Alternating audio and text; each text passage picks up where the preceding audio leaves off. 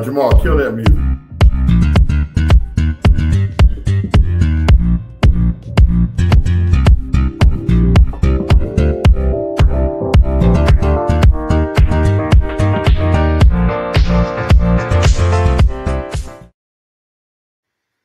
Welcome everyone to episode 162, season 4. And today I have a very special guest on the show. A childhood friend of mine that I have fond memories of. His brother saved my life back in the day when I was getting clowned, when I didn't have a bike and everybody else on the street had a bike. He hooked the brother up. So I'm Brian Bacchus. My co-host is down here. I'm Jamal Smith. Hello, everybody. And we'd like to welcome Dr. Brent Musson to the stage. Absolutely. Applause and welcome. Man. Hey, y'all. So Brent. Yeah. I know B is going to do a little stuff behind the scenes. He's going to pop back on. But as he had indicated, you guys are childhood friends. So you obviously are connected to Altadena, Pasadena area. Why don't you give us that background? What's your connection? Sure. So we've known each other since, Brian and I have known each other since, I think around junior high, maybe earlier. But I was not born in Altadena, but I've been here since 1972. My family moved here when I was 4. And so I went entirely through Linda Vista, Jackson, Wilson, Muir, PCC, and then USC. So, I am complete local boy. I served 3 terms on the Altadena Town Council, met my wife at church in Altadena. Our membership is still at the church on the corner of Lincoln and Ventura, Altadena SDA. Okay. Raised our families here in Altadena. So, we're tied, to Altadena, real strong.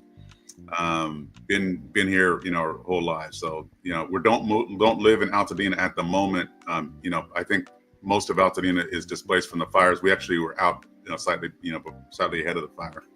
Okay. Well, good. I mean, I'm glad you guys didn't, were away from it, didn't get injured. But I know you have some family and friends who were affected by the fires. And what was your overall reaction to it? I mean, because I know most of us were just devastated, surprised, never expected this kind of thing to happen. What was your take on it?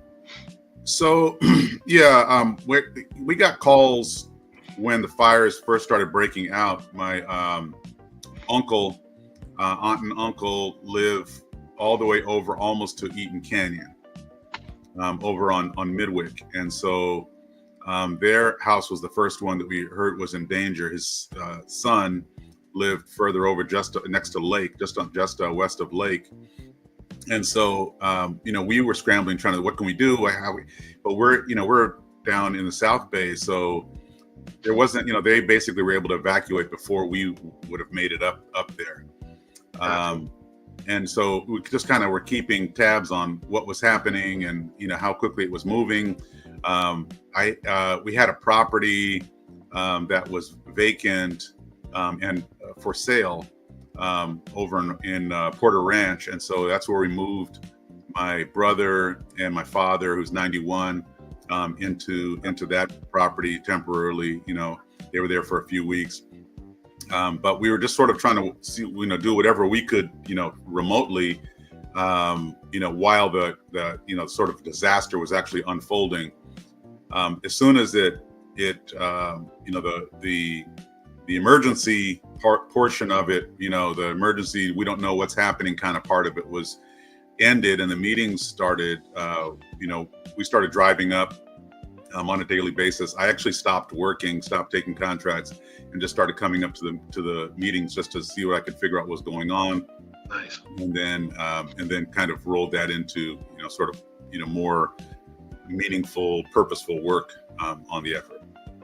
Awesome. I'm sure you were devastated by what you saw as you drove around the community, and it's going to be a hard task to get back, but it will be done.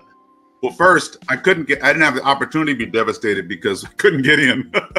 The place was locked down, and at first I was frustrated because I wanted to see we didn't know what houses were there. We didn't know if if any of the houses that I just named off were actually still there. And so we wanted to get in and find out, and the National Guard, had the place locked down. At the time, we were frustrated, but once you calm down, you realize that was for the best, because looters were coming in trying to take advantage of the. So we're glad for the the security and so forth. When I finally did have the opportunity to get up there, it really hit me harder. I knew it was going to hit me hard, but it hit me harder than I thought.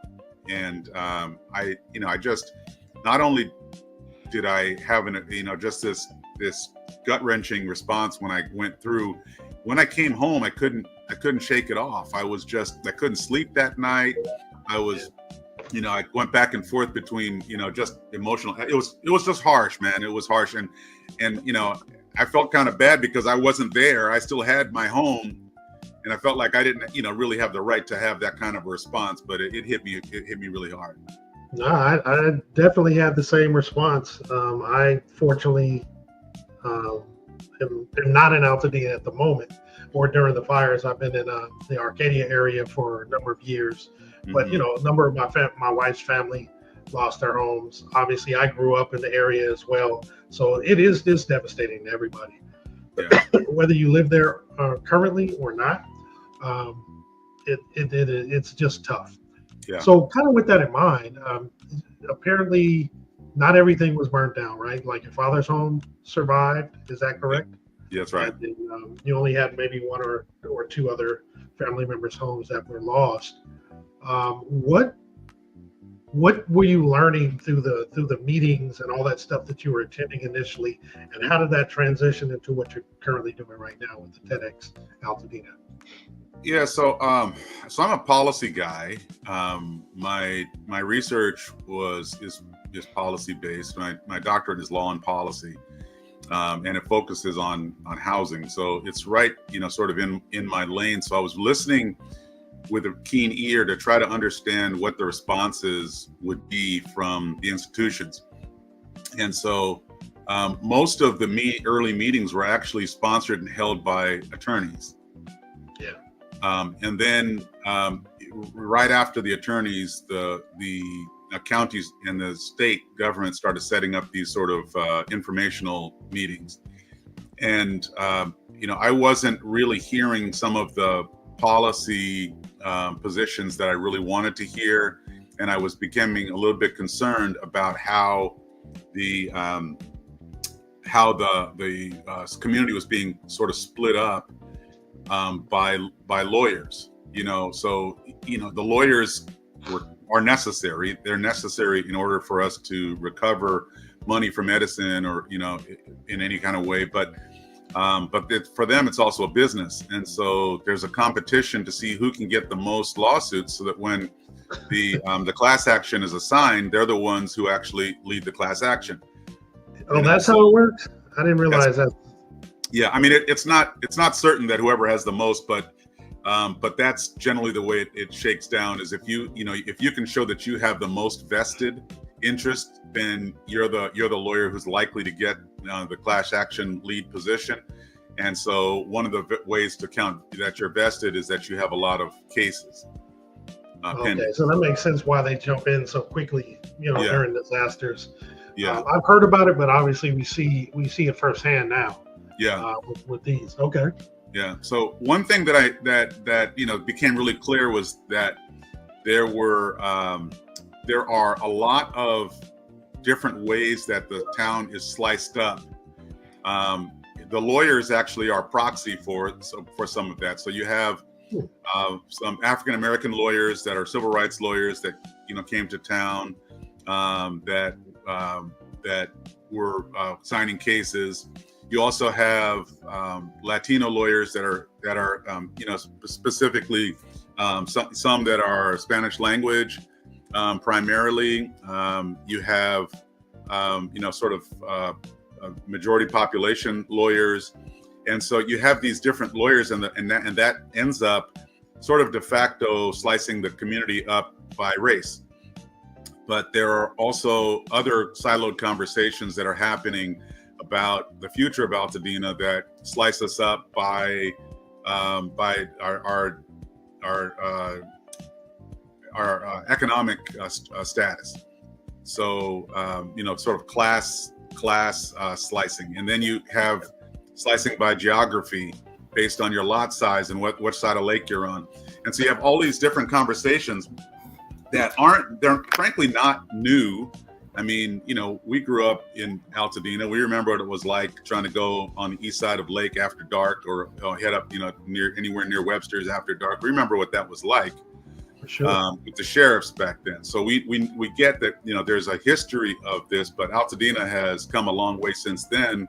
And I was a little bit concerned that we're starting to slice up on the same lines again, in this moment. And that was sort of what sparked the idea for TEDx Altadena was it's this unifying conversation that we can have that puts everybody on equal footing. Everyone stands on the same stage for about the same amount of time and has the opportunity to share their ideas and vision, in a way that is available to everyone.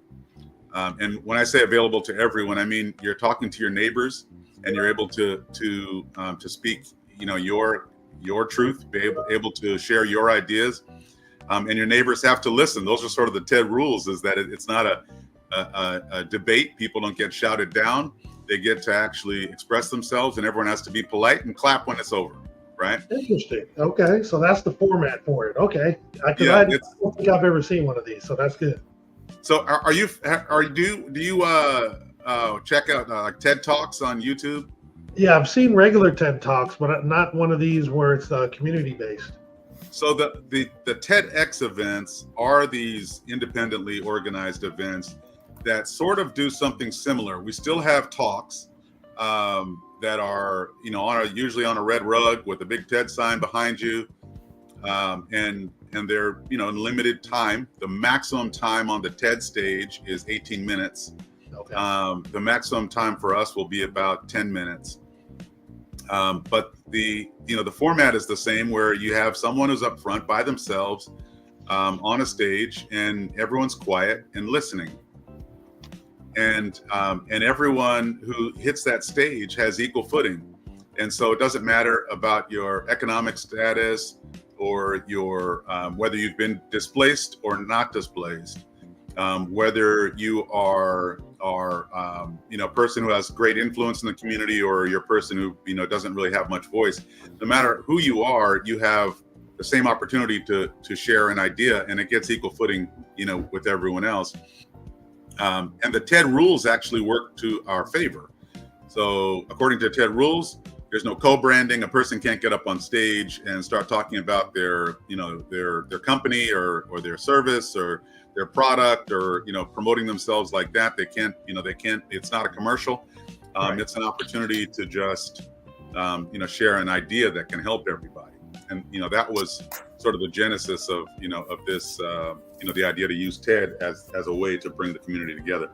So it sounds like a perfect venue or way to have the community share their opinions about what's going on. But how do they limit, or how do they designate who actually gets to speak? Because at 10 minutes a pop, with over 6,500 homes lost, that's going to be a lot of time if everybody got a chance to talk. How do they pick the people? Yeah, so if you head to the website, TEDxAltadena.com, there is a submission form for people who are interested in taking the stage. Actually, that's on the TED site. Go to TEDxAltadena.com. Oh, I'm sorry. Yeah, that's all right. Yeah, that's the actual sort of on TED.com. So on TEDxAltadena.com, there's a link there where you can submit. What we'll end up with maybe 13 to 15 speakers throughout the day. It's an all-day event, and it kind of slices up. There's the form. So it slices up the day into talks. There'll be some entertainment. maybe some music. We don't know, who has submitted, but there's a submission form for people who, are actually wanting to fill the entertainment portion of it. If you break down what TED actually stands for, it's technology, entertainment, and design. Really? And so there's an opportunity for that. It also keeps the crowd alive. I would imagine, right? You got to have some sort of entertainment there. Yeah, no one wants to hear someone talk all day, but we have a rubric that will be applied, and our intention is to make sure that all of Altadena is represented. And Okay. so, but we're also very strict about the TED rules about this, which are that, as I said, it's not a commercial. It's about presenting an idea. And so, we're very, we actually have a speech coach that will be working with the people who take the stage. And she'll also be helping them to keep this thing tidy. And by tidy, I mean, it really has to be a presentation of an idea, one idea, not 10 ideas. It's not, there are opportunities for people, and it's really important that we spread just our stories, but this isn't about our stories at this point, except that those stories are context for ideas. Correct. So that's and that's not just our thing. That's what TED is. It's ideas worth spreading is actually their tagline. All right. So it does. I know we didn't talk about when it's actually going to happen or what have you, but I see here it's going to be on Sunday, October 26th. From 10 a.m. to 5 p.m. and it will be at the Altadena Main Library, which is 600 East Mariposa Street in Altadena. That's very good to hear. So it looks like the deadline is the 10th. When I went up here to the link to fill it out, I'm sorry, when I go over here to speakers and performers, looks like the deadline is the 10th.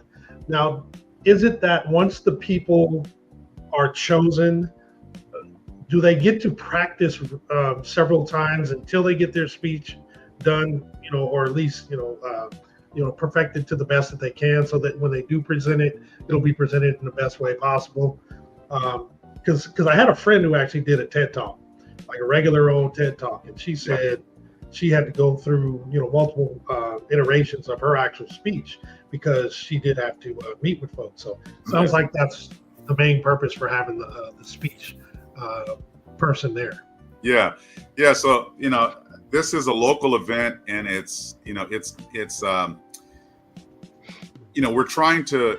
don't want people to feel like they have to be professional speakers. Mm-hmm. We actually want to hear from people who are, Altadenans who are impacted. And so, the idea here is to get real people, but we also want to make sure that those real people are presenting their ideas in the most effective way. So yes, there will be live rehearsals of the speaking. Part of our selection process includes actually, reading the actual talk itself and then reviewing a videotape version of that actual talk. Okay. That's part of the selection process.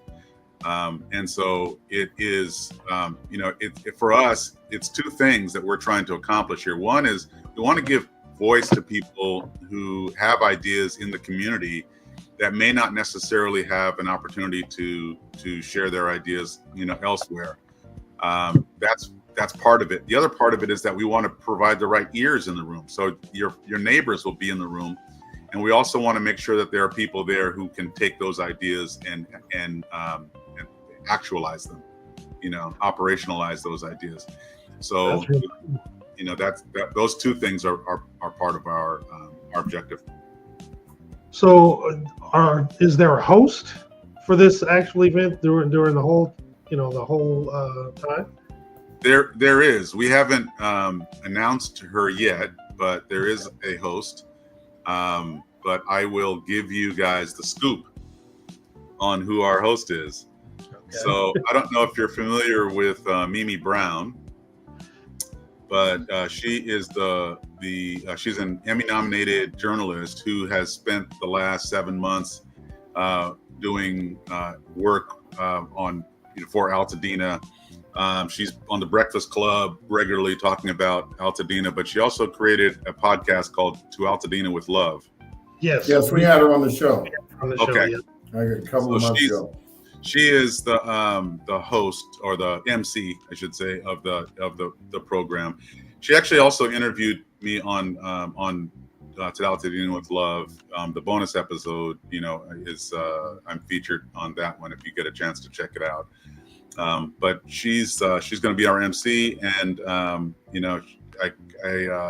am really looking forward to seeing her, really help us to make this a really tight event. Yeah, it sounds like amazing. Yeah, go. I have to step away for one quick second. Got to plug my computer in. Sorry about that. I'll be right back.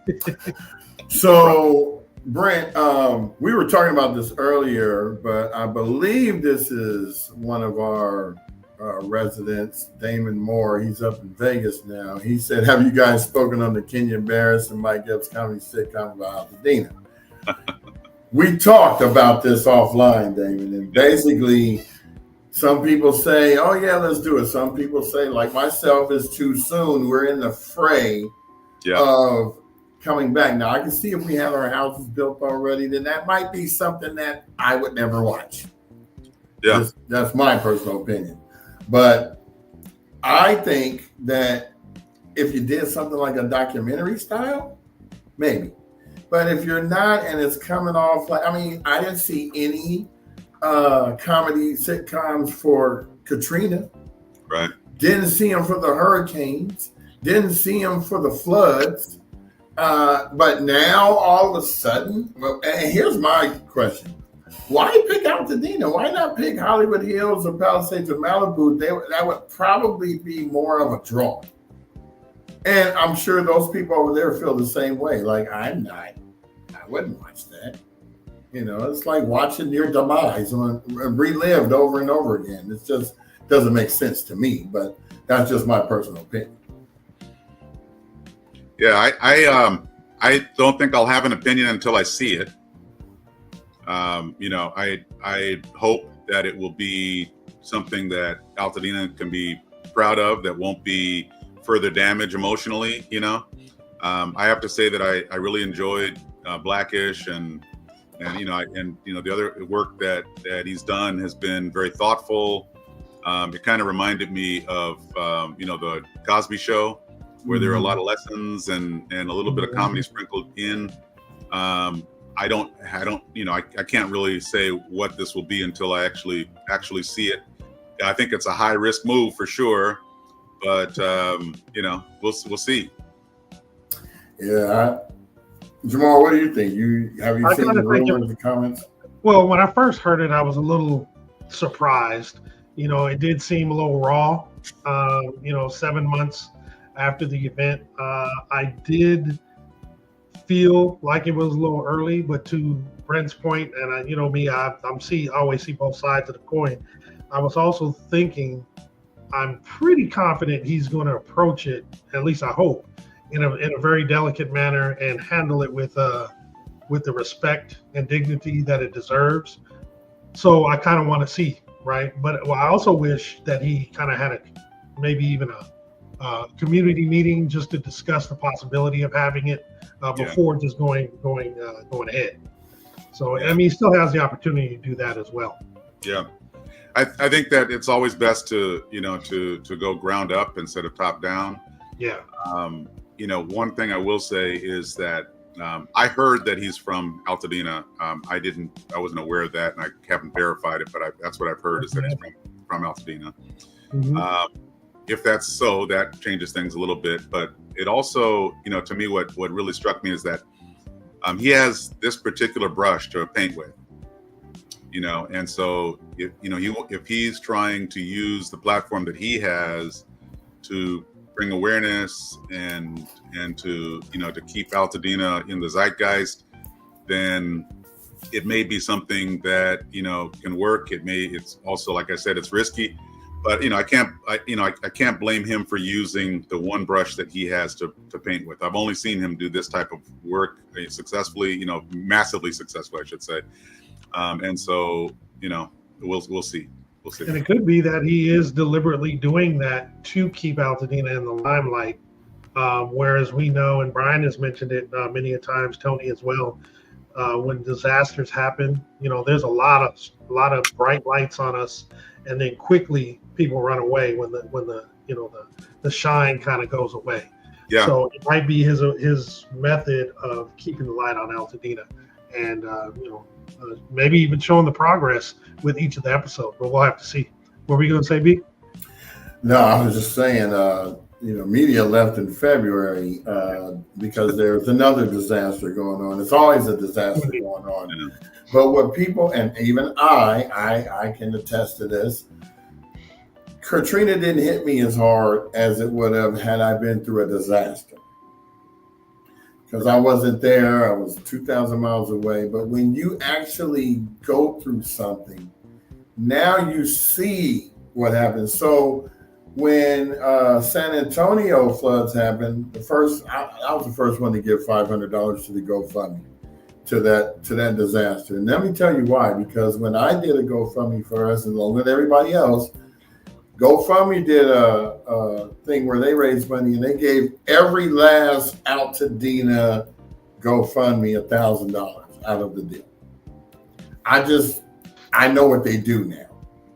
I went through it. So now it wasn't hard to give that money to them to help them, because we all need help when that happens. And I'm not one to shun it anymore. Before, you can't give to everything.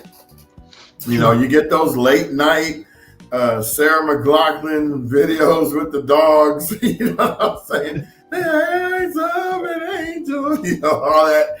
And you want to give, but it didn't hit you, it didn't affect you to the point unless you had a dog. Right. Then that's what I'm going to give to. And everybody has their own personal donation stations that they give to.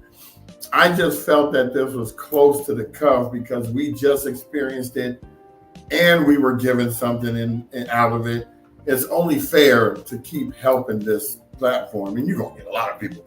They just ripping people out, and I get tired of the naysayers until it happens to them and they get it. Then they go, oh, I understand now. Yeah.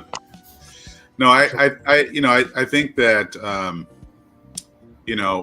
everybody will have an opportunity to to do what they can. And if this is the way that he's moving, then, if he were to speak on the TEDx Altadena stage, and, I haven't seen any applications. I doubt that he has has submitted, but if he were to have, be giving a TED talk, then I think he'd probably be talking about how entertainment and even comedy is a medium that can, be used to heal or something like that. Maybe that's his thesis for doing this. I can't speak for him, but that actually sort of I think it kind of cements the reason for something like a TEDx stage, where people can explain themselves, can explain their ideas, can present things that cut crossways against what other people may already be thinking. Their predisposed kind of position may be very different from what they hear on the stage, and that's, I think, sort of the beauty of community. We have people who are entrepreneurial. We have people who go to a job. We have people who work for institutions like the government. We have people who are retired and people who are living off of their parents, their inheritance from their parents. We have people who fit in every category, and they see things differently. So when for instance, the county has policies around that are pushing the idea of building like for like. That is sort of a go-to in disasters, is to streamline the idea of people getting their house back.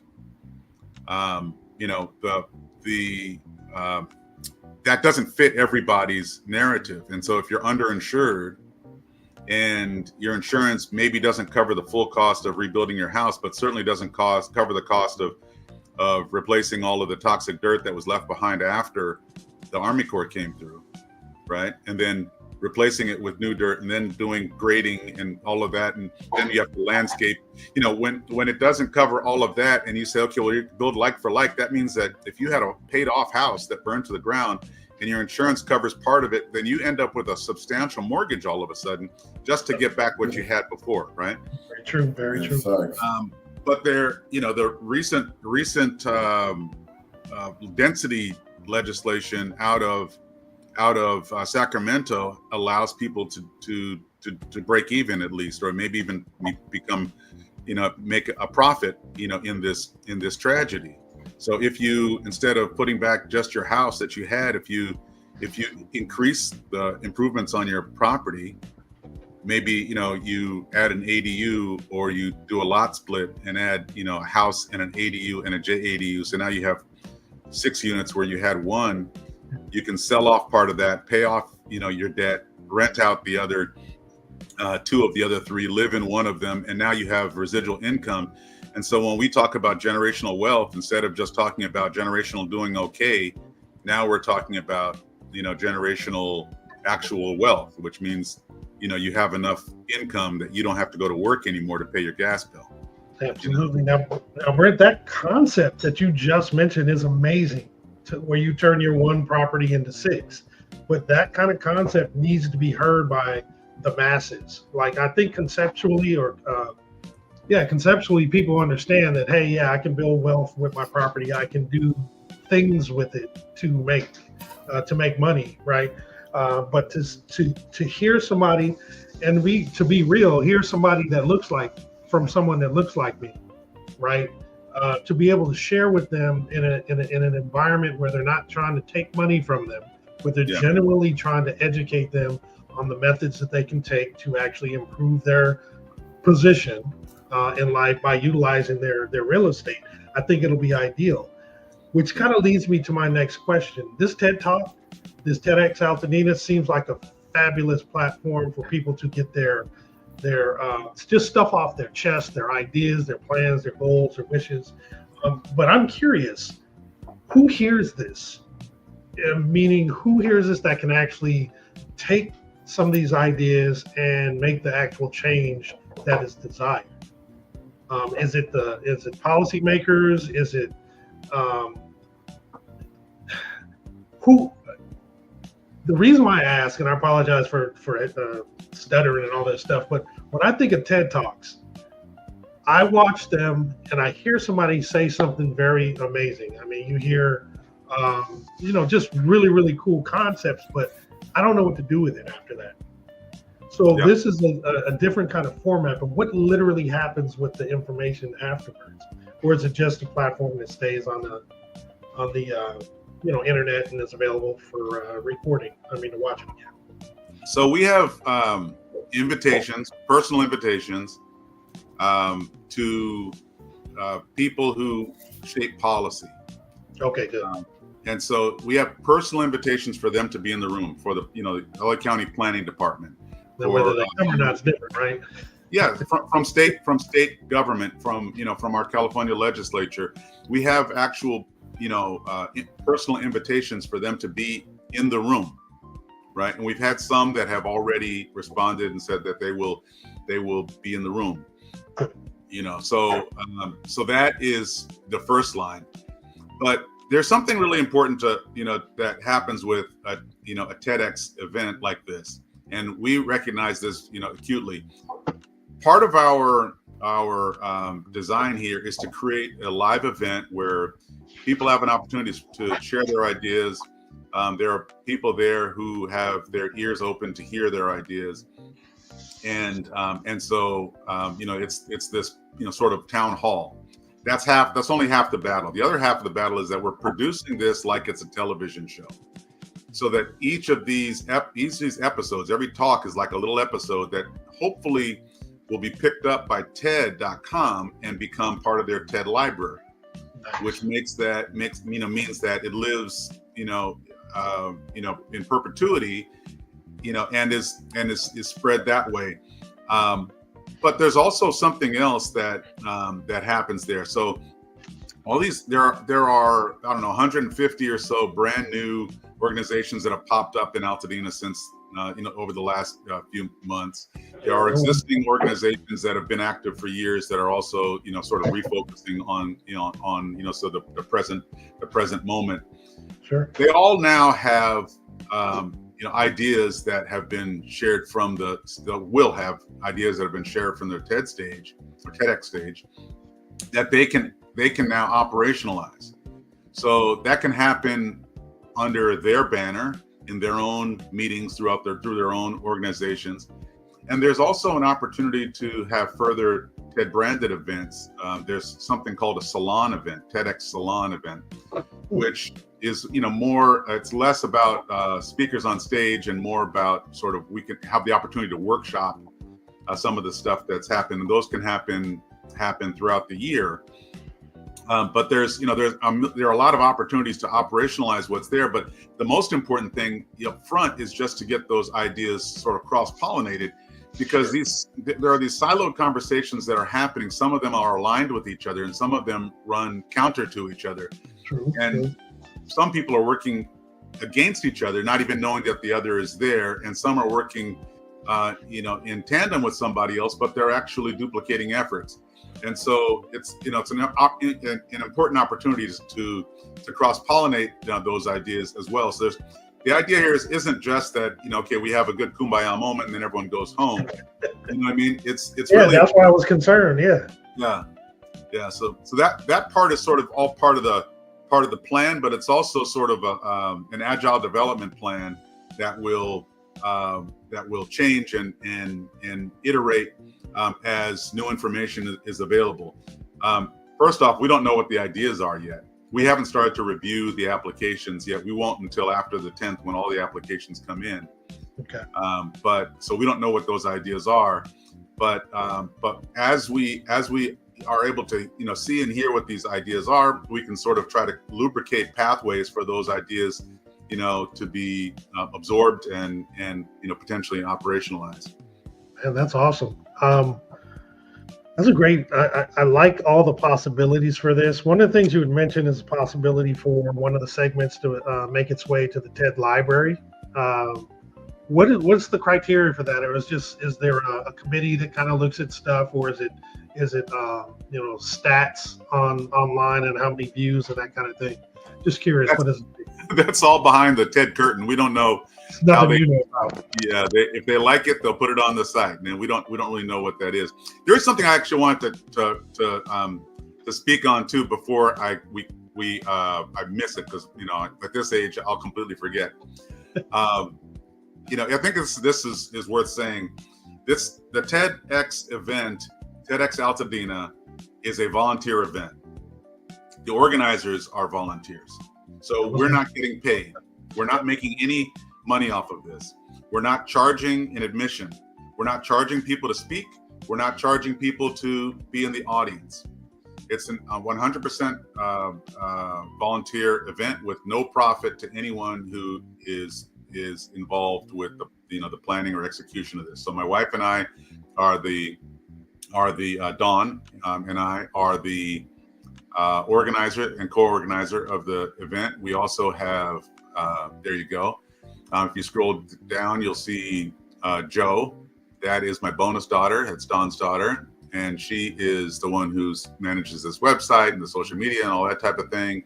And then we have Ash Level and Taylor Campbell, who you may recognize from Altadena Rising, not the radio show, but the community organizing organization. Those two are also part of our organizing team for this, and none of us are being paid. So I want to say that very, very clearly. We're not making any money off of this. No, it's good to be known. Mm-hmm. So we are, we are soliciting, support. So volunteer support, or in-kind donation support, or if you're trying to find a home for your tax-deductible donation, there's also a place for that. But all of that will be spent on our budget, which, we have things like we're providing food at the event because it's an all-day event. We have to buy that ridiculously overpriced stage sign that sits on the stage. I was amazed at how expensive those things are. Of course, to make a product that hopefully TED will pick up, we need quality video and audio and lighting, right? There's a little bit of you're going to provide all of that? Yeah, absolutely. I thought that they would. So they're just bringing their. So who's doing the camera work? That's for us. This is independently. It's 100% independently produced. So the only thing related to TED is the sign that you have to pay for. Everything else you got to make that magic happen. Well, you got to make the sign happen too. The only thing that is associated with TED is the logo and the rules. They don't pay for us to produce these events, and we don't pay them to do the events, but we do pay for the entire production, and there are very strict rules about their branding and about what we can and can't do. And those were some of the reasons why we wanted to do a TEDx event instead of a town hall. That makes perfect sense. How did you arrive at yourself and your wife being organizers for this? Like, I know you understood the benefit of having TEDx Altadena, but what made you want to be an organizer versus anything else, or having? So, in order to have a TEDx event, you have to apply for a TEDx license to do it, and so we went through the process of applying for the license and were approved for the license. And then, the process also includes, trying to figure out how you're going to fund it. Most events, they charge. And so you might pay $150 to $200 a ticket to attend. And that covers the event, the cost of the event. Right. And so in our case, we wanted to hold it at the Altadena Library for a number of reasons. We I think most importantly, we're just blessed that the library is still there. True. But it's a beautiful mid-century building that we all grew up in, taking for granted. You know what I mean? Not really realizing the beauty of it until later in life you realize that it's such beautiful architecture. Right. So we are wanted to have it there, but it's also the library itself has symbolism besides it as a central focus of Altadena. A library is this curated room full of knowledge, and it's got ideas written in books, and it has stories written in books. But that room also represents the lives and the stories of Altadenans. For me, I went in that library the first time as a little kid. Likewise. And, the last time I was in there, I had a gray beard. Right. So my lifespan, I've been, in and out of that library, and so, it has sort of these representation of these, the roots of Altadena. It's one of the few institutions that's anchored so that it is doesn't just belong to East Altadena or West Altadena. It's on the west side of Lake, but it's also near and dear to everyone on the east side of Lake. That's true. And so it's a unifying place, and it's right there where we thought that we would lose it with all of those beautiful trees. Yeah. So when you think about the symbolism of where it is and why it is, and the rules that we have to follow, those rules are a blessing, and it ends up being for us this incredible opportunity to do some service. So I should mention, not only are we not being paid for the event, but as you mentioned earlier, I'm in the industry, in the housing policy. I also am a developer myself, and so that could be perceived as a commercial interest in doing this. I'm not doing any projects in Altadena. I'm not building in Altadena. I'm not being paid for anything in Altadena. I'm not coming back to my hometown to try to pick the bones, pick the meat off the bones. That's not it. Everything that we are doing, my wife and I, and our planning team with TEDx, and us personally, we're doing for love for the city, and it is what it is. Now, you are taking some of your knowledge and sharing that with people so that they can help move forward beyond the TEDx Altadena Yes. project, correct? Okay, that's good to know. Yeah, You do have that wealth of knowledge. Yeah, absolutely. So I'm at this TED event. I won't be on the TED stage giving a TED talk myself. You're just organizing.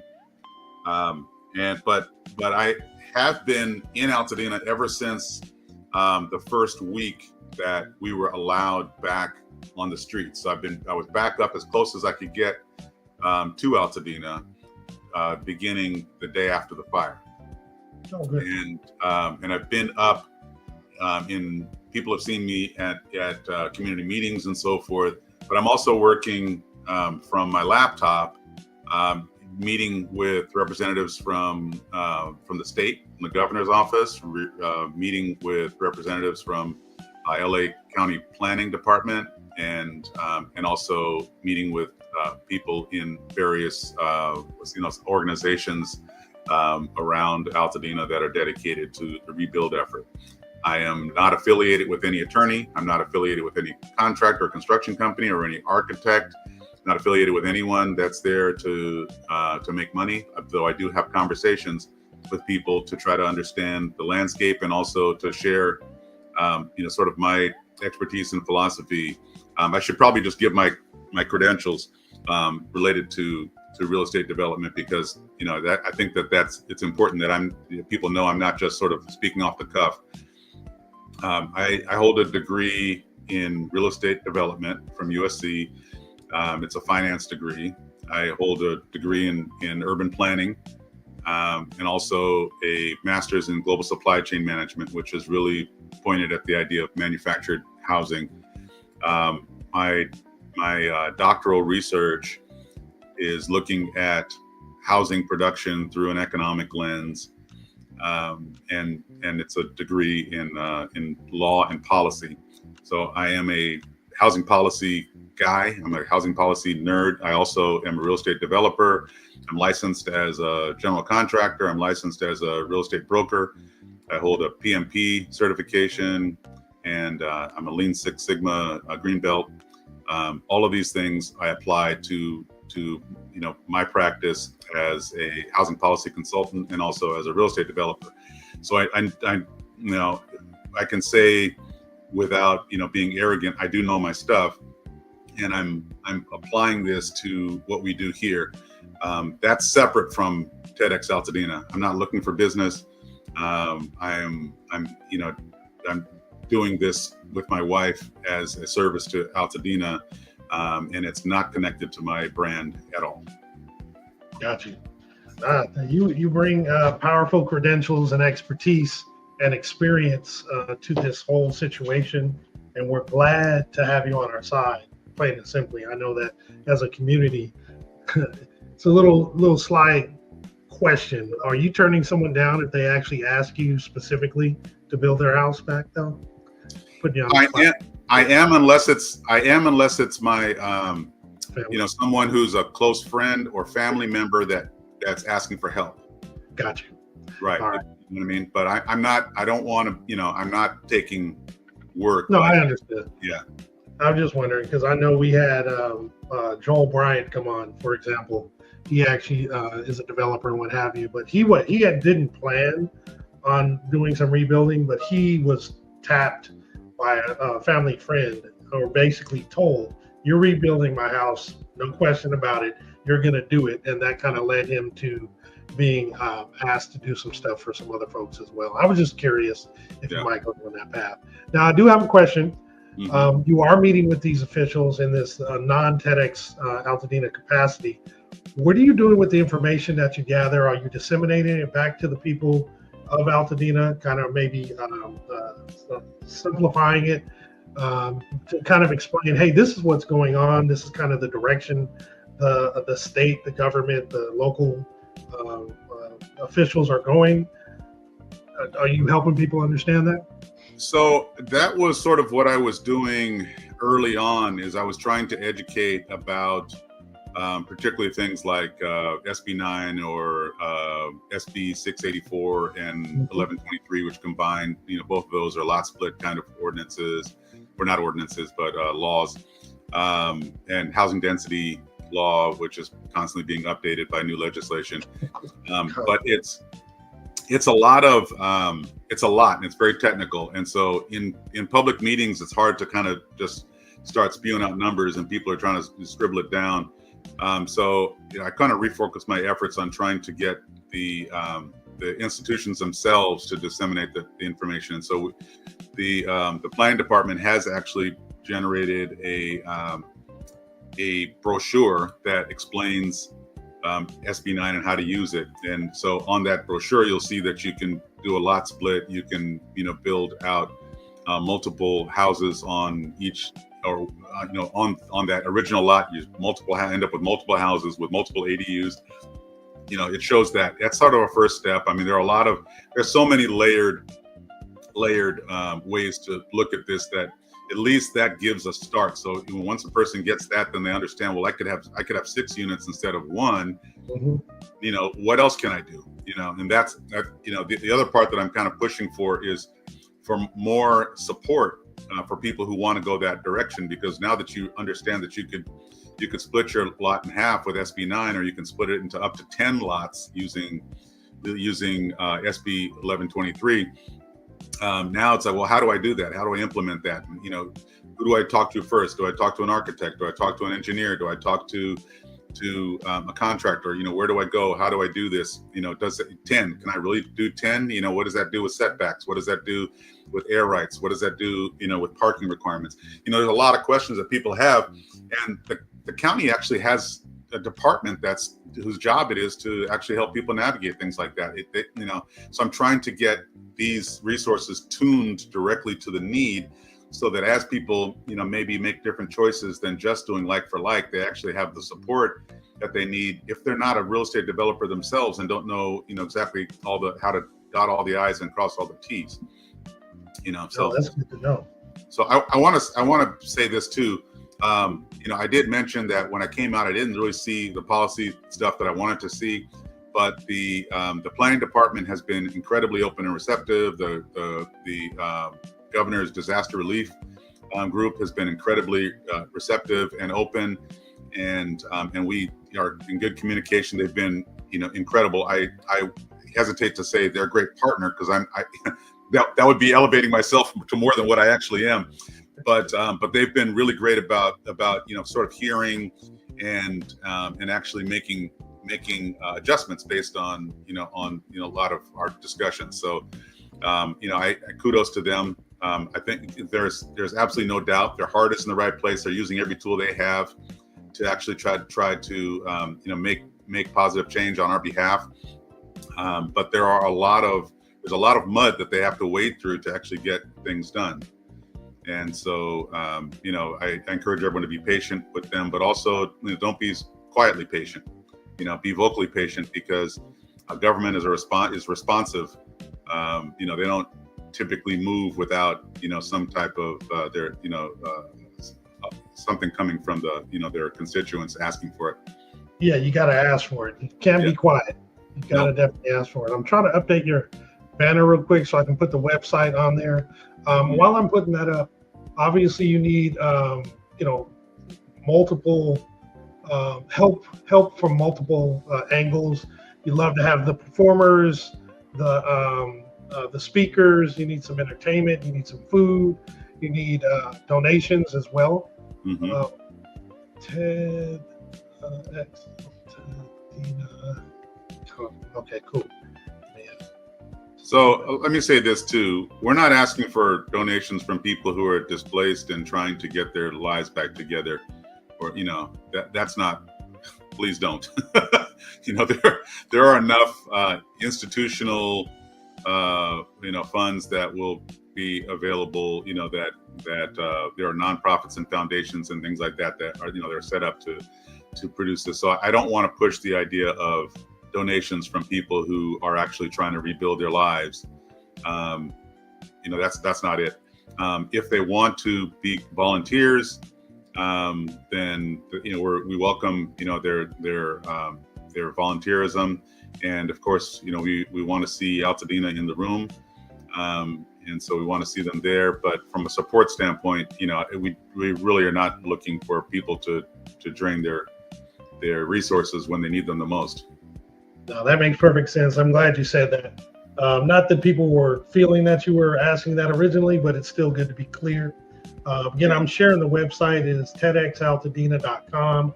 As you scroll down, there's great explanation about what it's about. Go ahead and read that and get motivated. And there's also an email. It's TEDxAltadena2025@gmail.com.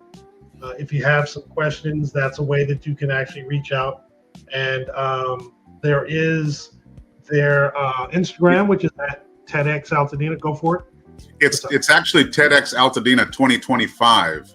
Yeah, I thought I said that. I'm sorry. Oh, I did. If you may have, I just always mess it up, so I just want to make sure. Yeah, not a problem. In fact, I'm gonna add it to your banner just so people can see it. Let me hide this real quick. Let me edit this and then add this here. Save it. We'll throw it back up here. So there's a lot going on here. So it goes up there. Right. But so we definitely want to encourage folks to actually come. If you have something to say, go ahead and apply to speak. This is the second option down here. You go ahead and apply to speak or perform. As Brent had mentioned, they do need entertainment because it is a long day. It's from 10 a.m. to 5 p.m. So that you're not just going to want to sit there and listen to people talk all day. So there needs to be that music and such. But there also needs to be support services such as food and just by lending a hand, just like he indicated, if you have time to volunteer, definitely come and do that. In addition, seating capacity is limited to 100. Yep. So if you want to attend, please click the registration for a seat so that you can be one of the early folks to actually get a seat, because they will go quickly. And I think it's amazing what you're doing. And in particular, you know what, I had a question now. What's next? What happens after the success of this? I'm already claiming it to be successful. What's next? Will there be another TEDx Altadena? Are you going to parlay that to, let me see what you said, the TED Salon event?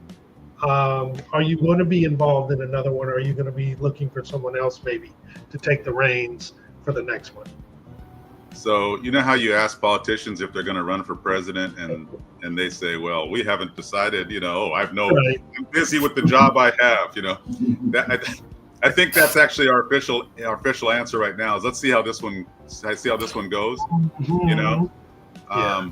But the purpose of this is actually service. And so, the idea here is that if it looks like it's actually does more good than harm, then, that drives us to want to do more, I kind of feel like the idea of doing the salon events, it's kind of an opportunity for a unifying thing, but there's also something that's maybe even more positive about grassroots adoption with, individual organizations grabbing the stuff and turning it into stuff. You know what I mean? So if Altadena Talks, for instance, says, hey, there was an idea we saw in there that we really like and we want to workshop it, and now we're going to hold some meetings and do, I think that's probably the thing that's probably going to be the most viral at this type of event is people picking up ideas and then operationalizing them.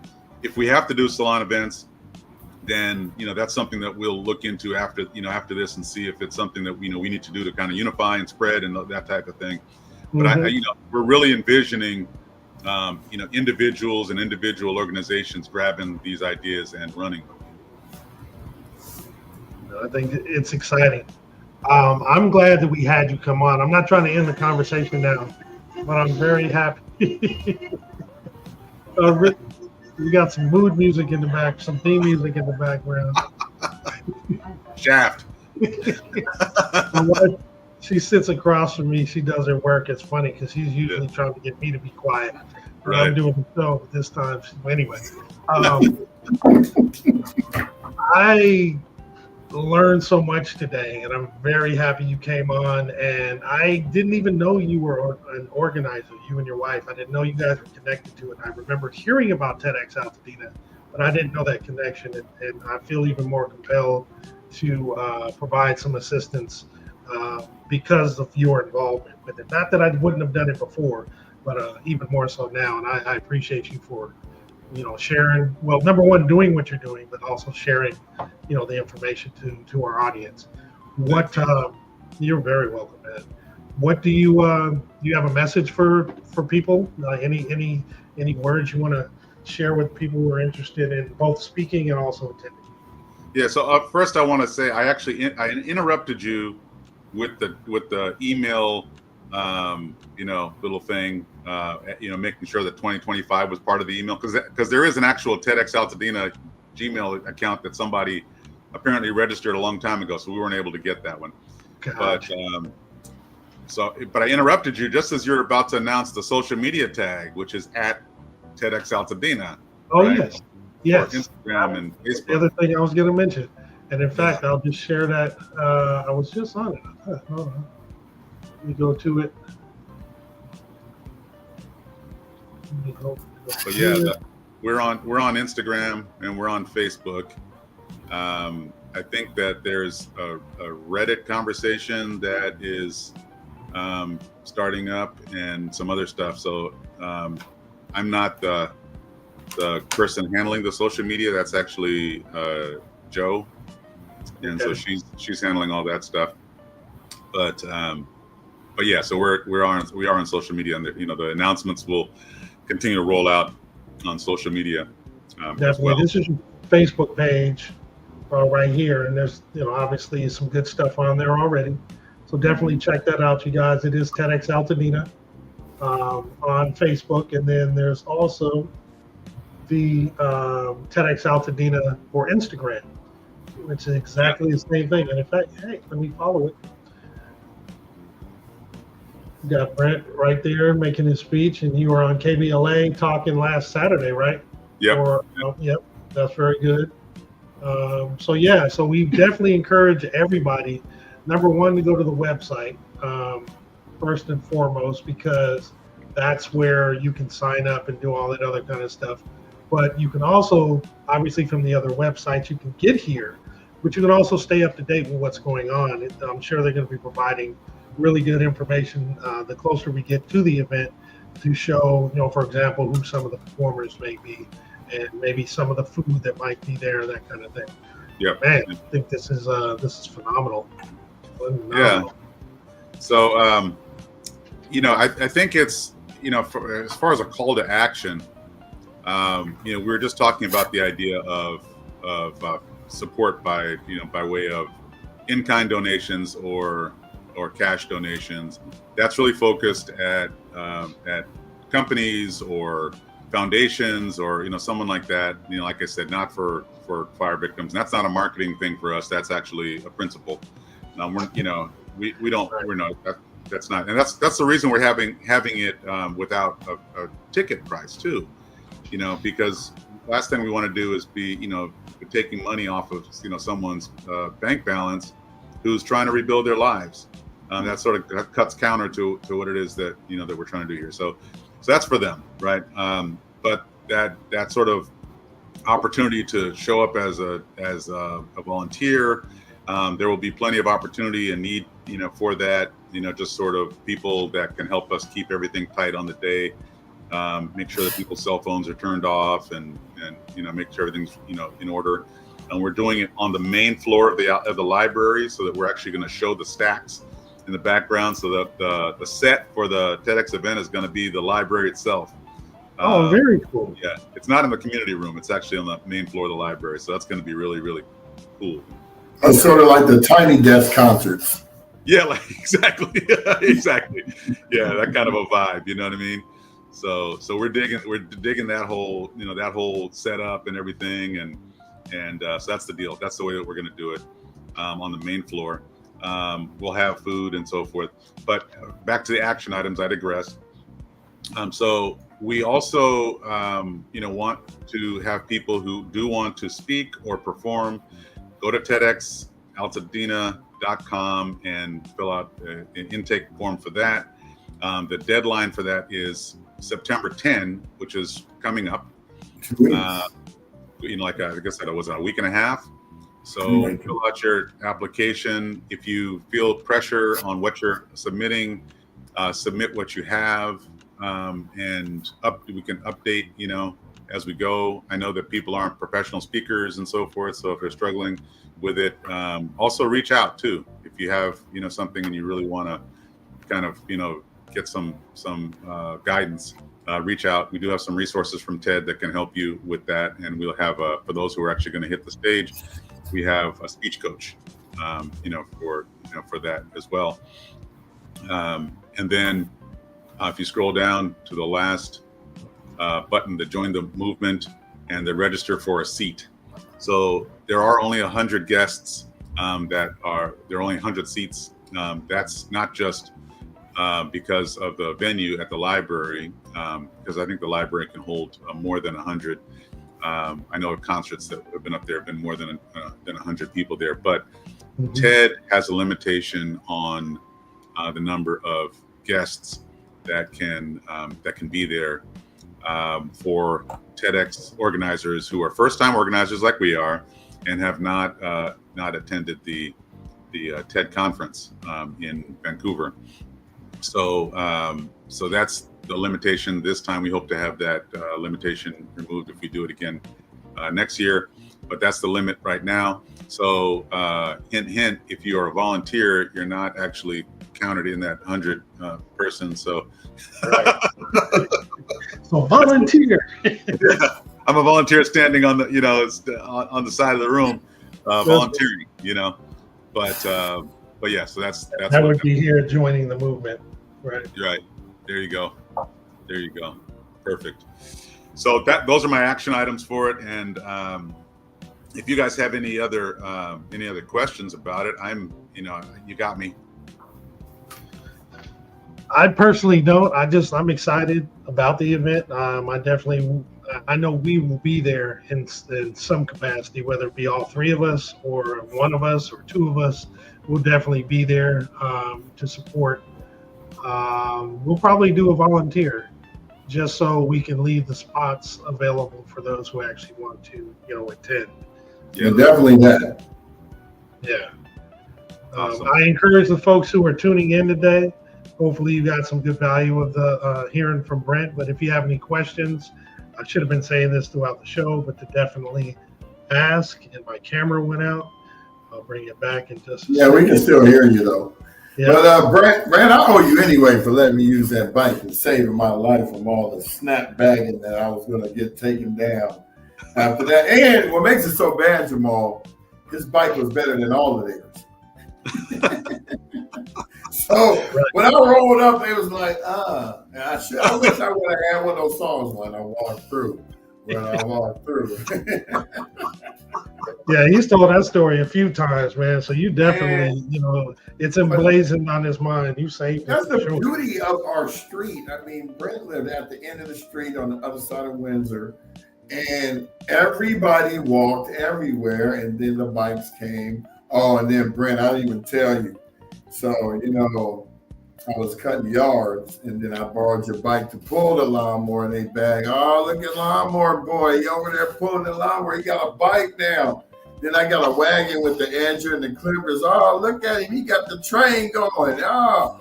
And then in 10th grade, when I got my car, right, same dudes at the bus stop, I said, No, lawnmower boy ain't picking you up. You ain't got no money for gas. They didn't recognize hustle. I even offered to pay some of them to help me. Man, I'm not cutting no yards, man. What's wrong with you? They missed out. They definitely missed out. A reputation for having brand new clothes on the bus stop. Come on, stop it. Are those Jordans? Yeah. All right. Well, how long that sole gonna last you? At the bus stop. Be surprised you didn't get jacked for him and sitting there in socks. Find somebody who had a car. Wait a minute. Do you remember putting duct tape on the bottom of your shoes? Oh, bottom. I talked about that yesterday. The $5 fake Converse specials when they start clapping. After you didn't have kickball, my mom would wrap duct tape around and would make it so bad. She wouldn't even buy the color that actually matched the shoe. The shoes are black and she'd buy gray. So I have to take the Sharpie at school and they're trying to color the tape. Yeah. I mean, I've gone through some stuff, man. So I know how it feels for some kid. And when I see a kid that doesn't, man, I feel for him. I would go and buy them some shoes. Some of my childhood friends are homeless. I go take care of them all the time because those are the same ones that was bagging on me, though. But you know, I'm not gonna hold you to it. Because the first thing they'll say is, "Hey, I used to talk about your shoes," and now you're getting some from me, aren't you? Isn't that great? But, you know, it's really interesting. You know, we tend to categorize things that we want and things that we like as blessings, right? Things that are uncomfortable are not. So, you know, you grow up in church and they have, you know, maybe Wednesday night prayer meeting, everybody gets together and they give their testimonies, right? The testimonies are everything time they got what they wanted. And then the prayer requests are, God, give me what I want. Give me what I like, right? And the only time never to help somebody else. Right. But I mean, think about the actual reality of it. Every real positive change that's come in your life has come from something that you didn't like and was uncomfortable. You don't grow when you get the job you applied for. You grow when you didn't get the job you applied for. You grow when, you know, you get evicted. You grow when your marriage breaks up and you end up getting a divorce, or you lose someone you love, like a child or a parent. You know, those are the times when you grow. Those are the most uncomfortable things. Right. But you know, how do you really classify blessing?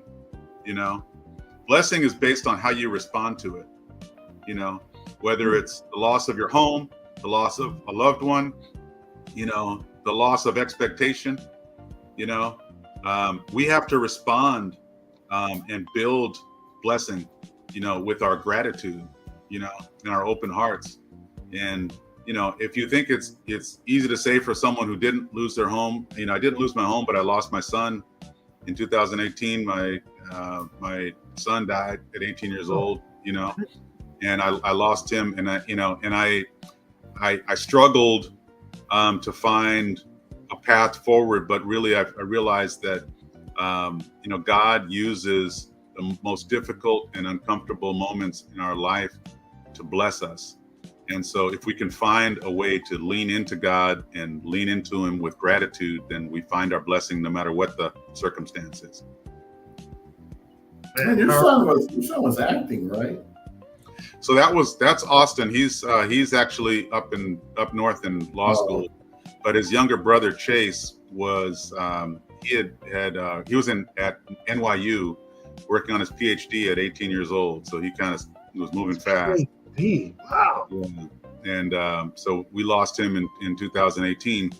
But you know, these kids are loaned to us, you know, and so, you know, I'm grateful for the 18 years that I had him, and I'm grateful to have known him. He was actually a kid that I looked up to. I actually look up to to his older brother Austin as well. These are some amazing people that I can't believe that God entrusted me with. And so, you know, gratitude is healing, you know. Man, my condolences, man. I didn't realize. I mean, we weren't in communication like that, but yeah, it had to have been tough. But I hear you about that gratitude. That is very true. Very powerful words that you shared. And we had one of the comments from one of our longtime listeners, Marcus, saying real talk. And thank you. We had a question kind of unrelated to that, going back to TEDx though before, about how many speakers there were going to be at the event, and sorry if you had answered that already. No, actually, I probably didn't. So we don't have the exact count yet, but doing the math, what we're looking at are talks that are roughly around 10 minutes. The day runs from 10 a.m. to 5 p.m. There'll be a lunch break, and there'll also be a morning break and an afternoon break. And then some of the time will be with performers. And so we're looking at really about 13 to 15 talks. Okay. But we don't know for sure until we select the talks and we actually have the timing on them. And so we'll have an actual hard count, but that's our estimate. Gotcha. And remind me on the selection process, who's doing it? So we have a rubric that will be applying, and it's actually the organizer and co-organizer. So that's actually myself and Dawn are applying the rubric. And so the idea here is that we're trying to apply it blind, so we don't actually know, who we're associating the criteria with. We're just trying to do that. And then once we have applied that, we have a score, and then we're able to do our second part of the process, which is trying to make sure we have balance. So we want to make sure that we don't have, some of the questions in the submission are about affiliation and so forth. We don't want to make sure that we don't have anything overweighted for people who are representing any one particular group or position or whatever. We're also, there may be two really strong submissions, but they're very similar. And so we're trying to give voice to, ideas that are, are varied. And so there's, some of that curation process will be outside of the sort of blind initial evaluation. But then we'll end up with our speakers that way. You have to do it that way because you know too many people. Right. I'm not gonna let you in, buddy, but I got you. I got you over there. Just don't even worry about the process.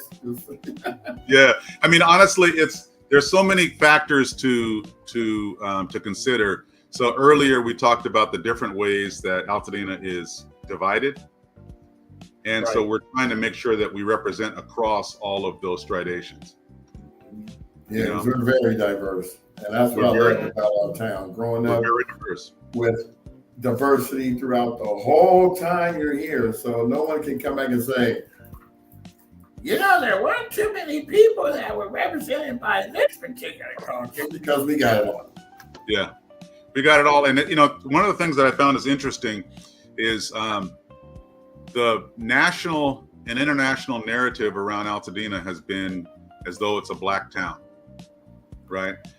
It's because of the notable black population. So, you've got Octavia Butler and Jane Kennedy and Sidney Poitier and all kinds of people who have lived up in here at one time or another. Some that still do. And some that still do, absolutely.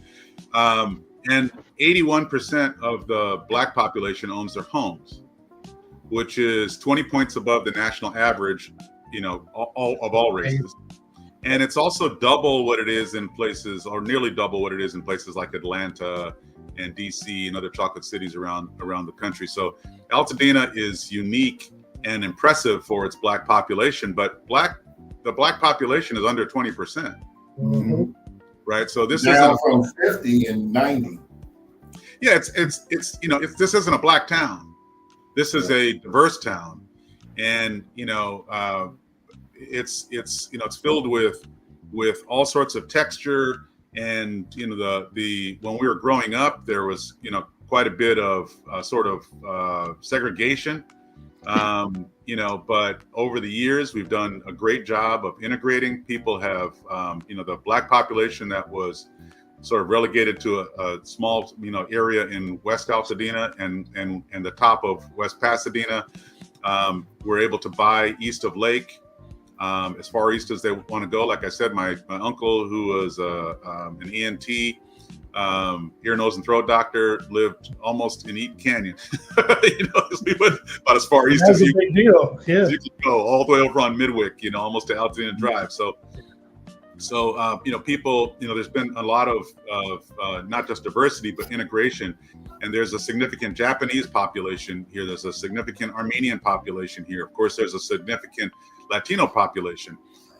There are many others. I'll stop there, but because otherwise I'll name everybody but one, right? Yeah, you're gonna miss somebody.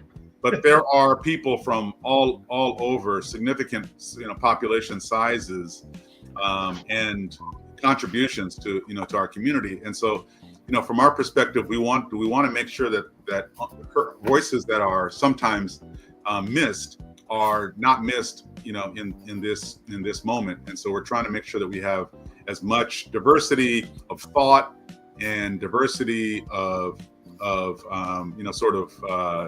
demographics as possible, age, ethnicity,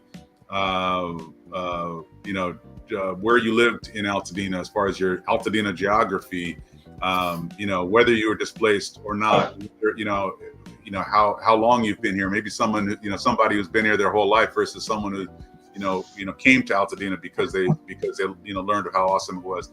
There are some who were in Altadena and ended up leaving, like Jamal. You moved to Arcadia.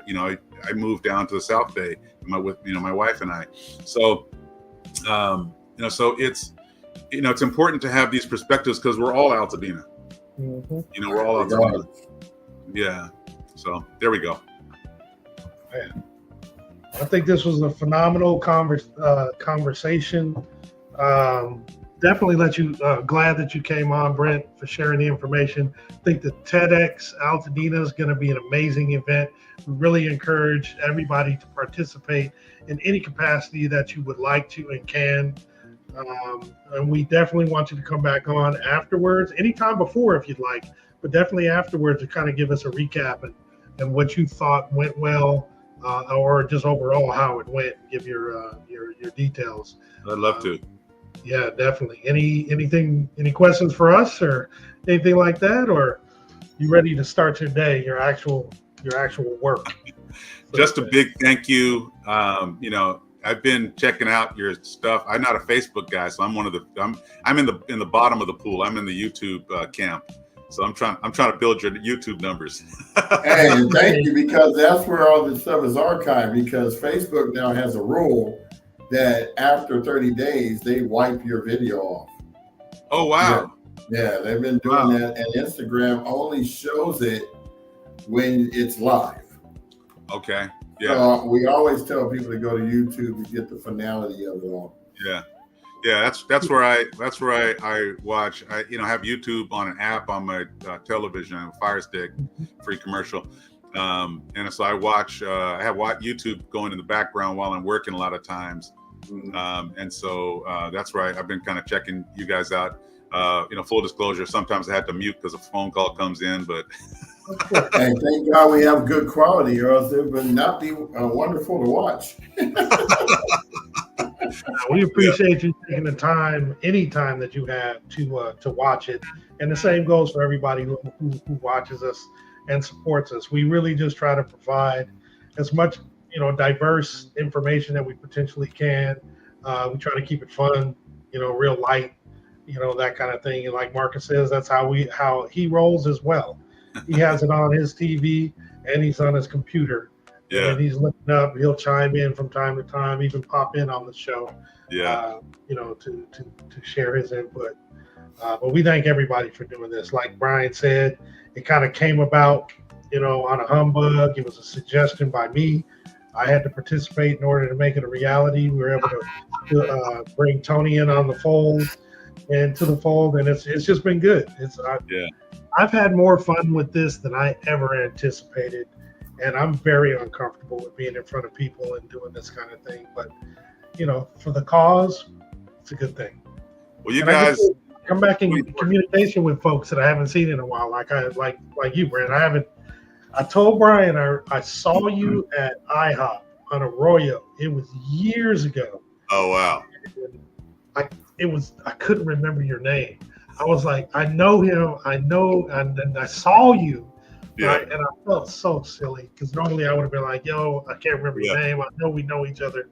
Yeah. But before I got to do that, you kind of broke out. But I was really happy to see that Brian was going to bring you on this. So I'm happy to reunite with you. Yeah, man. I'll never forget Brent. Yeah. Well, it was like on the tip of my tongue. And as soon as I think I had called Brian because I described him to a T. And he was like, oh, that's Brent Musson. I was like, oh, it was. Yeah, because I don't forget faces, but a name will, I'll miss it, in a second. But anyway, especially at 56 years old, now I'm like, I'm about to forget what I just did 5 minutes ago, but I can remember something that happened 50 years ago. Right. That's so crazy. That is so crazy. But yeah, man, thank you. Yeah, thank you guys. I appreciate what you're doing. I appreciate being able to contribute and I'd love to come back, and from time to time, and especially as deadlines start to happen, or right before we're going, and about to have the show, stuff like that. So we can. Oh yeah, definitely that. In fact, we'll let you know when we're doing events so that you can also come and check those out. Yeah, too. Yeah, we love that. Yeah, make sure your team gets us all, or I'll make sure I look at your websites and your Instagram and stuff. But as you get new documents and new posts, we'll make sure that we share them both on our when I do the announcements as well as on our pages. Now, are you going to announce the people who are speaking? Yeah. Okay, so we'll probably want to have you come back on and talk about those people so that they can actually get an audience. Yeah, absolutely. We'll actually post them on social media and then also on the website. As we sort of a rollout schedule with that. I think that the Mimi Brown announcement that you guys just scooped is coming out. So that'll show up. But it'll all roll out, and we'll keep you. I'll just text and let you know what's happening, so you decide if you guys want to put it on the show or just roll. Cool. Oh, we'll put everything on the show that's got something to do with Altadena. Trust and believe. Oh yeah. Mimi as the host is going to be really good. She's going to be really, really good. So for those who are just tuning in, we've had our guest today has been Dr. Brent Musson. He's actually one of the co-organizers of TEDx Altadena. Can you put his thing back up there, B? I just want to, thanks. So TEDx Altadena is actually happening on, it is October 26th, sorry, October 26th. And it will be at 600 East Mariposa, which is the main Altadena library. It'll be going from 10 a.m. to 5 p.m. The website where you can actually sign up to get, number one, get information about the TEDx Altadena, but also to sign up as a speaker, as a helper, to donate, and to actually get your ticket for your one of the 100 seats is TEDxAltadena.com. And should you have any questions, you can reach out at TEDxAltadena2025@gmail.com. Again, Brent, thank you so much. I'm going to let you get back to your day. We've been on for an hour and almost 28 minutes now. We kidnapped you. You're looking for you. What out of APB? Time flies when you're having fun. I allotted an hour. It's like, okay, we're going to hold you for a little longer. It's been a real good conversation, man. We look forward to this event and having you back on again. Thank you so very much. You're welcome. It's been good seeing both of you guys. It's good to connect with my people. That's right, man. Good times. Yeah. So if you have to go, you have to go. We understand, but we're going to put you in the green room, and we're probably going to wrap it. I'm only going to make a couple announcements for what's happening today. If you want to hang around, that's fine. Otherwise, we'll definitely catch up with you. I'll leave the laptop on, and if when I hear you come back, just yell, and I'll come back to you. All right, copy that. All right, thank you again, man. All right. Take care, Brent.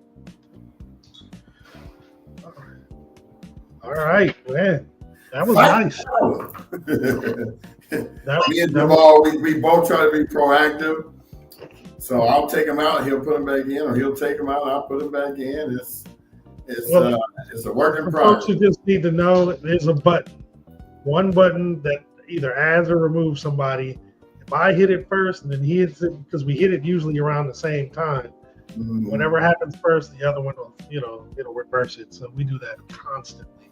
But in the interim, all I'm gonna do is do a couple for today in terms of announcements, and we'll do the rest tomorrow. So.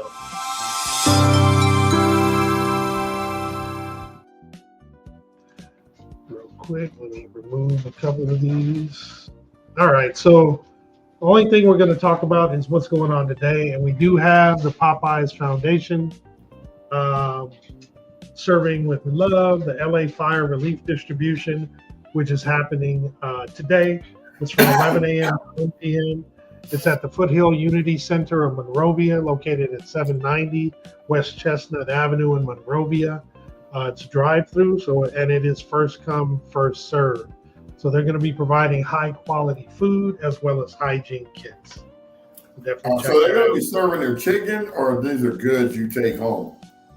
That's a great question. It didn't distinguish that. It's the Popeye high-quality food.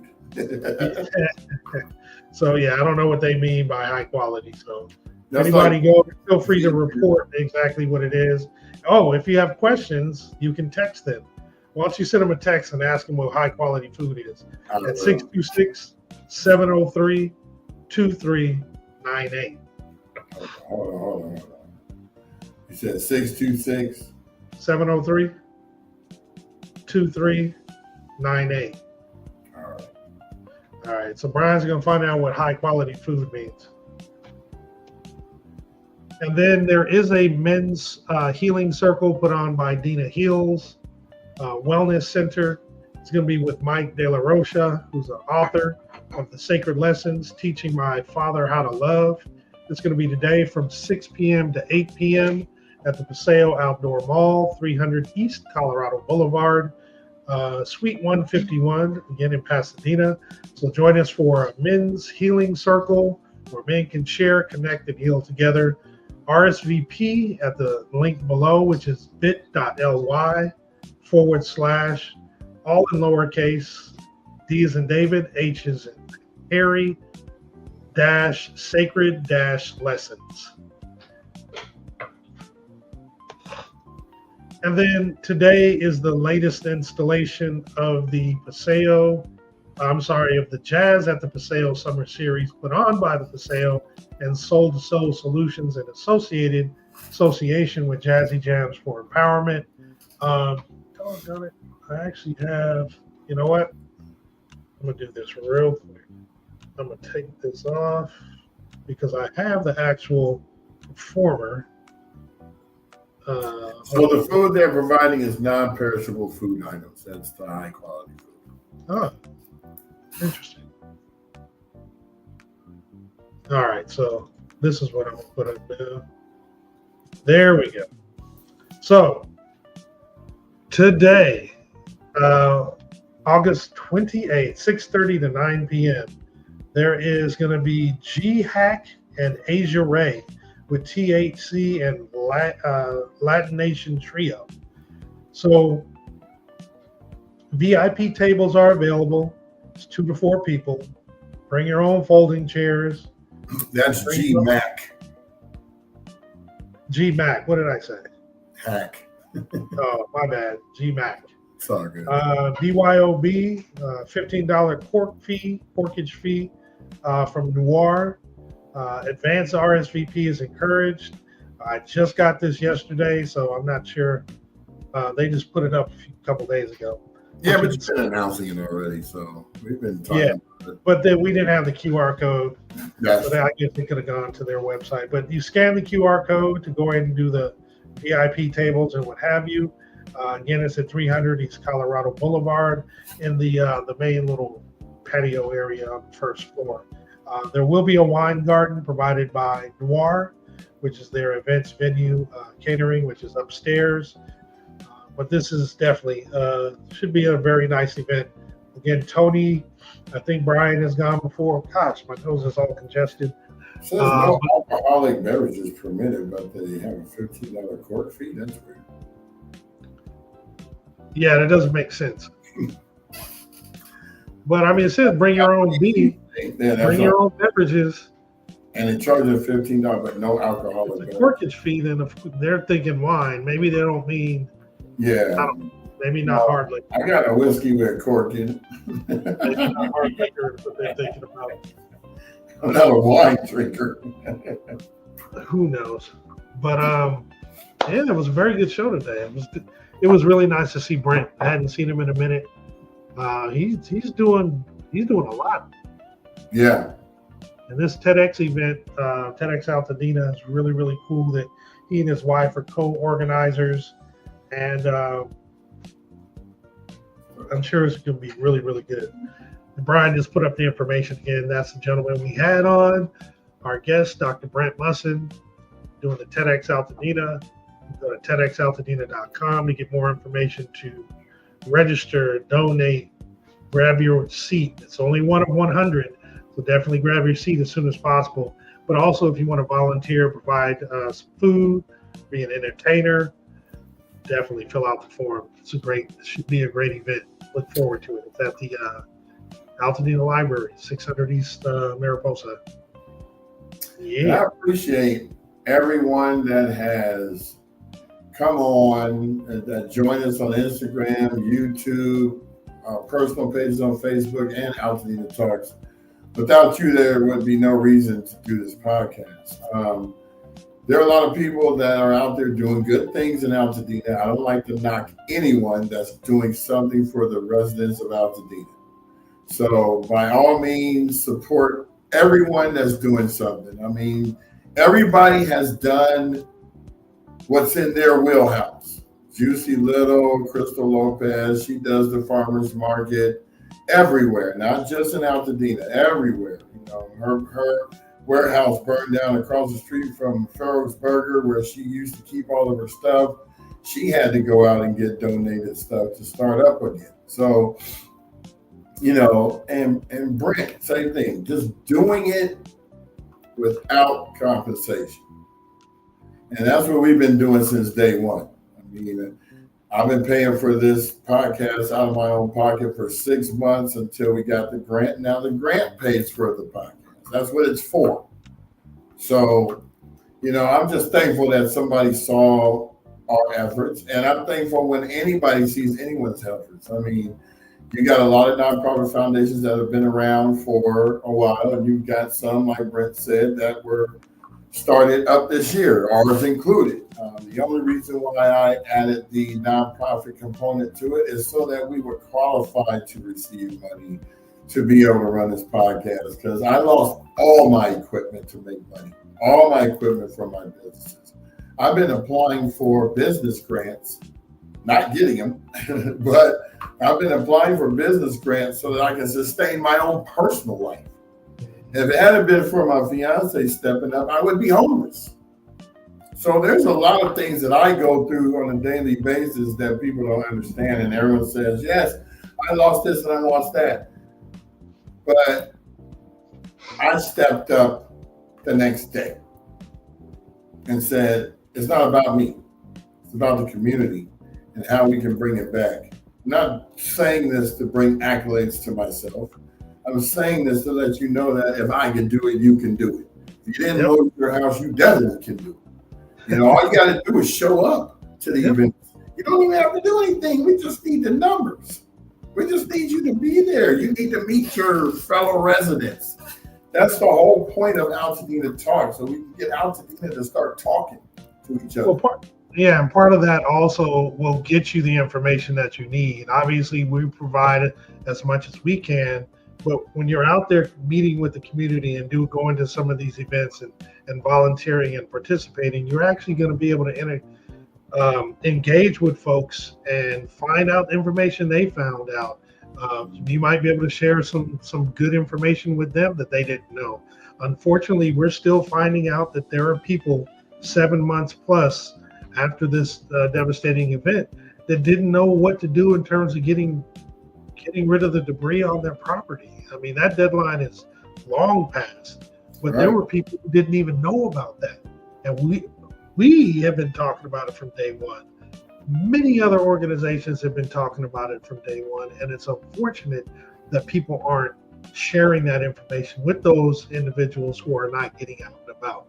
So in addition to obviously get down and about and talking to people who are there, if you gain some info and you know of some people who are not, who are shocked, shell shocked, so to speak, still because of this event, go to them, share with their family, or physically go to them and share that information with them, because there's still people who really, really need that, because they're not ready to move on yet, or they're just starting. So that's not only that, but if it didn't affect you, but you know somebody that it did affect, and you've watched the show, forward the link to them.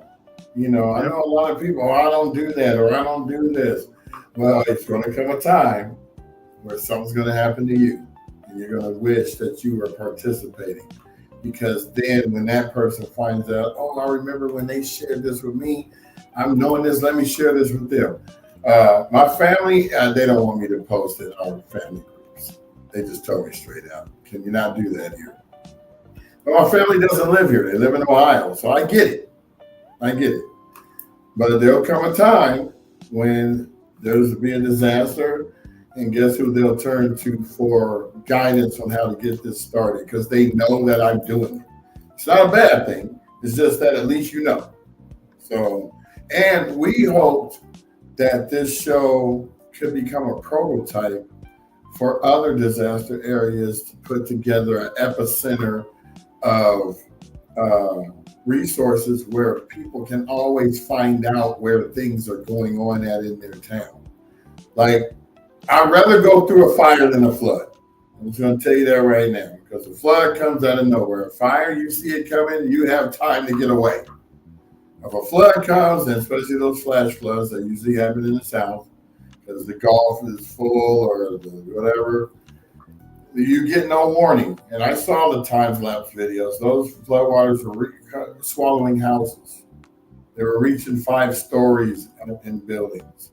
And that water doesn't disseminate. It took Katrina almost 2 to 3 weeks for the water to go down. People were still wading through it. And when I say nasty water, you got toilet water that was backed up into the floods. You got sewers that were backed up into that water.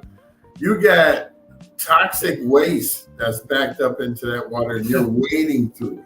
Yeah, it was bad. So, and again, FEMA at that time waited 2 weeks. Remember that? Oh, it was bad. It was bad. Well, and like San Antonio, FEMA waited 3 days, 4 days. They're supposed to be right there. The director should not have, until something happens to the people that are in charge, they won't grasp the capacity of the situation. That's just my personal belief. Because I watched this unfold, and it's sad. It takes celebrities to go and raise money when it could have been FEMA just giving everybody what they needed. I swear, man.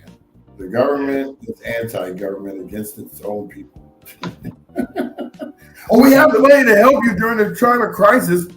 Oh, but we're going to sit on this. I have a golf tournament to go to. I have some press conferences to talk about this. It should be an automatic. San Antonio's flooded. FEMA's deployed. Automatic. Not let's wait to see how much damage is done.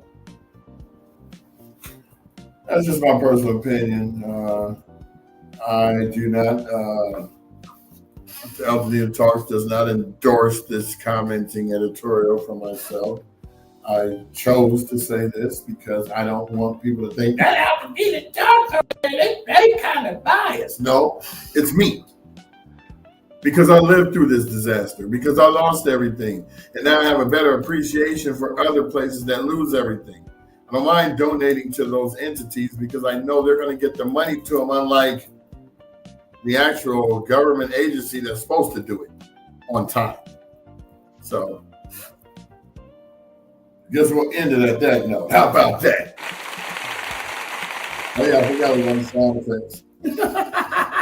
I just got that notification. I know, I just started adding them. Right. But, we want to leave this on a good note. I'm looking forward to see if any other podcasts pop up. I look forward to watching them. I hope those same people watch ours. It's kind of hard to not do a podcast and not watch anyone else's. So I try to check out everything that goes on in the 40-something groups that we share to, and it's a lot. And hopefully, usually I get the notifications of things. So I just want to let everyone know that I am proud to be a part of a community that has gotten together and formed these groups. And, some of them have been around for 10, 15 years. Not knocking you, but I bet you your activity was nowhere near what it is now. Because now that you've gotten the foundation set up, are you actually listening and responding to the people when they're asking questions in these groups? That's the question, because you need a full-time curator for half these groups. Special shout out to what's up in Altadena.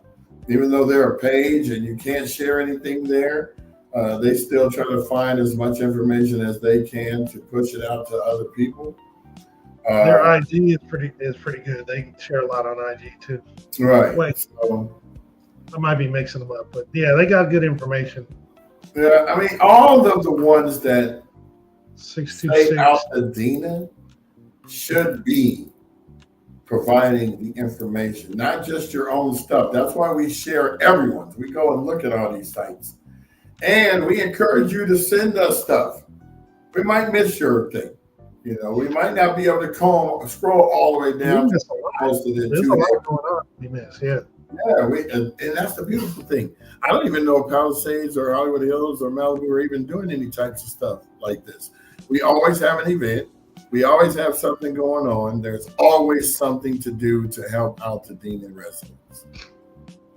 And what we need to do is get more of the seniors involved and show them how to use YouTube on their smart TVs, which is one of the programs that we are in the middle of developing, along with the youth media program and the media expansion project. So everything that we do is for the betterment of Altadena, and every place we try to reach is to give back to Altadena. I know this sounds bad, but I really don't care about any other place right now but our town. Our town needs my 150% attention.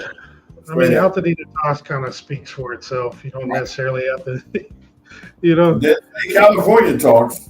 And yet at the same time, we're, if something does come up, we will share. We definitely feel for those folks. But I mean, we got to, it's home. We got to deal with our home.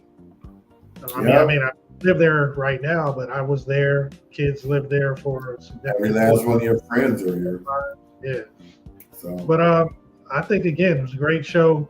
Look forward to having Brent on after this is over or even beforehand to give us some updates. Right. Man, can I have more of these type of guests as well, not just that technical stuff, which everybody, we need, but this is kind of a little lighter in a way. Well, it brings perspective to a diverse group of guests. It brings perspective to the fact that we have a lot of intelligent people that are doing stuff for Altadena and from Altadena. Oh, definitely. So it's not just, us doing stuff. It's everybody that's involved. Shout out to everybody. Yes, indeed. So, what's on the agenda for lunch? Yeah, that's a good question. So I've been frequenting Sushi Stop right there on Raymond and Colorado because they have a $9.99 lunch special that runs from 11 to 4. And they got 8 or 9 different choices. So I've gone through 4 of the choices. I try to try everything. But those of you that kind of like soul food, they got a gyoza curry with rice. That's like the fried gyoza with the gravy. Woo, buddy, boy. You got to eat that when you're really hungry. Because that's going to be a gut sticker. I'm actually thinking pizza. But I'm only going to do Domenico's. But I'm thinking pizza. I'm telling you, Mountain Mike's is bomb. Mountain Mike's, they just opened it up over by where Osh used to be. It's now Amazon Fresh, so it's a whole Oh, little. it's next door to that. Yeah, it's next door. Well, 2 or 3 stores. Is that where they're going? I don't know. I just said I'm thinking about it. I'm not sure. I always throw that out. I've been talking pizza for months. Every time I say pizza, my wife just laughs at me. She just looks at me like, She loves pizza too. No, I'm just joking. She can't. I was about to say. I eat pizza every day, all day. Yeah, like when I go get that pepperoni, sausage, onions, and garlic. Ooh, Yeah. buddy. Yeah. I ate at Eldorado Pollo a la Brasas yesterday. Oh, okay. Best Peruvian chicken in Pasadena. I'm just trying the sounds. I'm sorry. That's all right. But it kind of went in line with that Peruvian chicken, sort of. Hey, we finally got this. That's an explosion.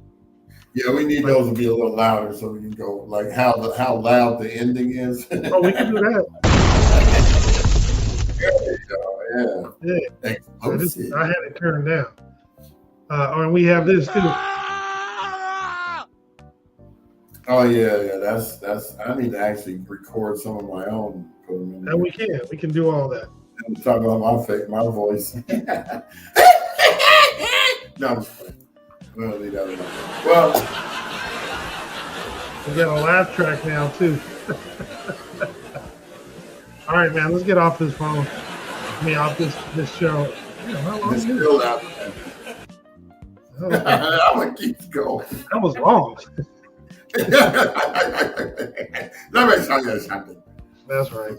So, hey, it's Thursday. We made it over Hump Day. Tomorrow's Friday, TGIF. We're going to talk about what we're going to do over the weekends tomorrow. We'll have obviously more slides. I'm sure there's going to be more events that I add to it. There's several that I didn't talk about that are going to be tomorrow, as well as Saturday and Sunday. So we hope y'all have a fantabulous rest of your Thursday, and look forward to you tuning in mañana.